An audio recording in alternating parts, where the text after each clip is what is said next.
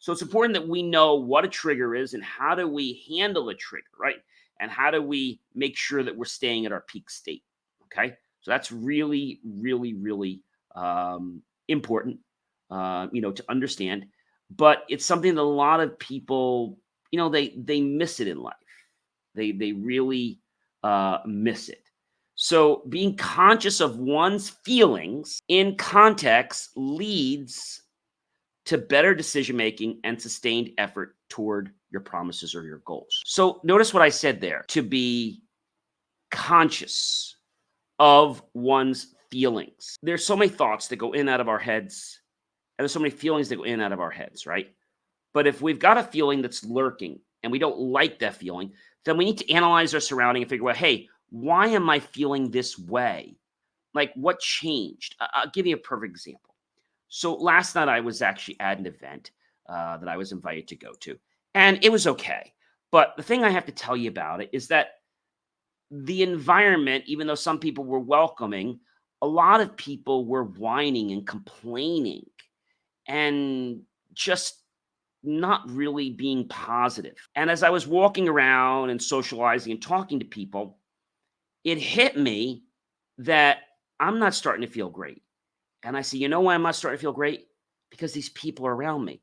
I say, you know what I need to do? I need to leave this situation because there's so much negativity here. And I don't mean that from a sense that it was going to cause me to not enjoy what I'm doing, but it did affect my level of being there and having a pleasant experience. Now, it wasn't a bad experience, but just so many people were whining, so many people were complaining, so many people were making excuses that I said, this is something I don't want to be at.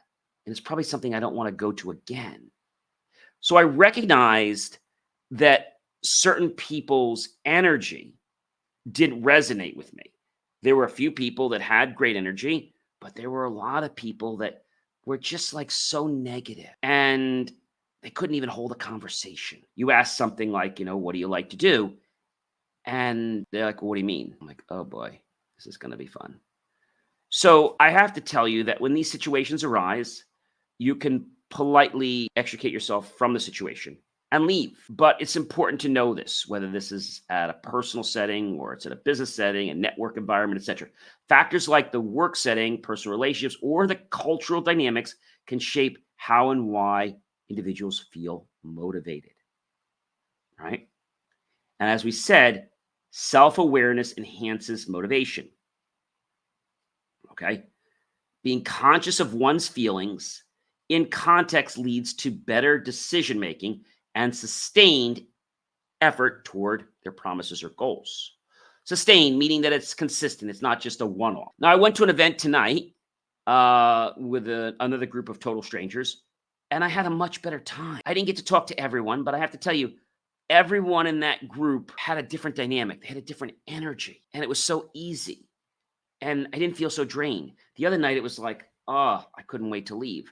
This night, it was like, oh, wow, the event's over and I'm still here and we're still talking. So, another thing I want to bring up to your attention, ladies and gentlemen, and that is empathy.